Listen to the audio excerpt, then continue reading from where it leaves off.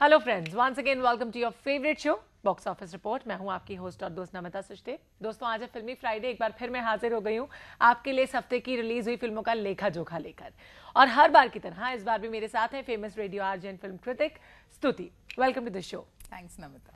तो दोस्तों, आज रिलीज हुई है फिल्म सत्याग्रह, जिसमें है अमिताभ बच्चन, अजय देवगन, करीना कपूर, मनोज बाजपेयी, अर्जुन रामपाल और अमृता राव जैसे सितारे। भाई, इतने दिग्गज सितारे इस फिल्म में हैं। क्या क्या आरोप लगे हैं अजय पर इस फिल्म में, और कैसी है इस फिल्म की कहानी? बहुत सारी बातें हैं जो स्तुति अपने अंदाज में हमें बताएंगी, क्योंकि हर बार हमें एंटरटेन जरूर करती हैं कुछ ना कुछ इंटरेस्टिंग बताकर।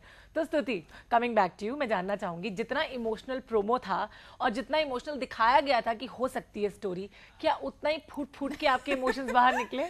देखो, जब फूट फूट के स्तुति किसी फिल्म में रोती है तो फिल्म हिट होती है। अच्छा। पर अगर स्तुति बार बार अपना फेसबुक ट्विटर चेक करे, इधर उधर देखे, तो यानी कि वो बोर होती है। Oh my God। और आपने जो इतने आरोप दिखाए हैं अभी अपनी रिपोर्ट में, एक और आरोप इन पर लगता है। वो क्या है? लोगों को हॉल पर बुलाकर उन्हें सुलाने का आरोप। क्योंकि ये फिल्म में आप इतने बोर हो जाओगे कि आप लगेगा कि क्या हो गया। एक तो 152 मिनट्स की एक लंबी चौड़ी फिल्म बनाई है। अच्छा। ऊपर से प्रकाश झा ने अब सितारे तो सारे बड़े बड़े ले लिए, तो सबको स्क्रीन प्रेजेंस देना है, इसलिए एक लव एंगल भी है, आइटम सॉन्ग भी है और इधर उधर के एक्स्ट्रा डायलॉग्स भी हैं, जिससे सबको खुश करते हुए वो ऑडियंस को ही दुखी कर बैठे। फिल्म अच्छी तरह से एडिट होनी चाहिए थी, अगर हम इसे और बेहतर बर्दाश्त कर पाते, जो कि नहीं हुई।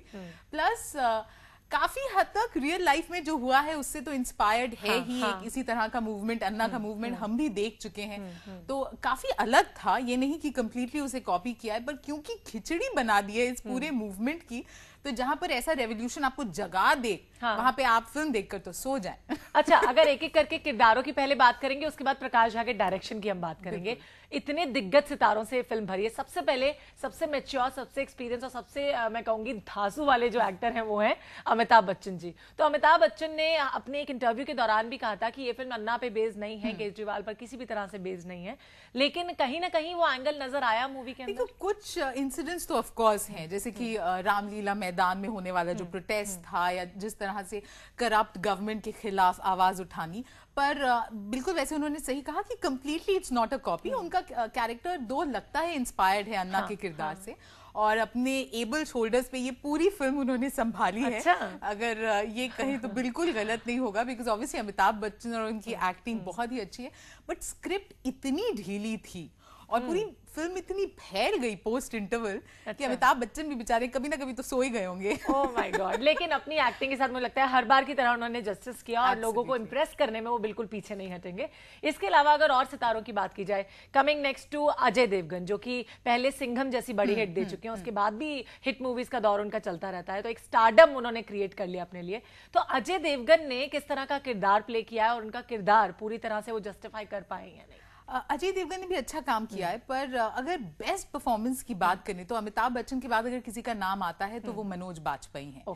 ही is a favourite with Prakash Jha, उनकी हर फिल्म में होते हैं, और इसमें उन्होंने इतना अच्छा काम किया है कि कई बार आपको लगता है कि शायद रियल लाइफ में ना ये पॉलिटिशियन ही है, एक्टिंग कभी कभी करते हैं, because he is so convincing as a scheming politician. और इन सबके खिलाफ है वो इस फिल्म में, क्योंकि ये सब सत्याग्रही हैं और वो है वो करप्ट पॉलिटिशियन जिसके खिलाफ वो नारे कर रहे होते हैं। पिछली मूवीज की बदौलत इसको अगर हम कंपेयर करें तो उतने दमदार डायलॉग्स नहीं थे उनके पास, फिर भी जब जब मनोज बाजपेयी स्क्रीन पे आते थे मैं तो सो के जग जाती थी। अच्छा, मतलब मनोज बाजपेयी अकेला ऐसा किरदार था जिसने आपको सुलाते हुए को जगा दिया। Absolutely, he is brilliant with this performance. Ajay Devgan, अब अगर हम उनकी तरफ आते हैं तो उन्होंने भी अच्छा काम किया है, बट सारे कैरेक्टर्स, चाहे अजय हो या फिर अर्जुन रामपाल हो या करीना कपूर, जिन्हें देख के सबसे ज्यादा हंसी आएगी आपको, डिटेल में बताऊंगी क्यों, पर ये सब अपने आप में इतने ढीले पड़ जाते हैं। इनकी ढंग से कैरेक्टराइजेशन नहीं हुई है, आपस में भी लगता है जैसे स्क्रीन प्रेजेंस के लिए लड़ रहे हैं।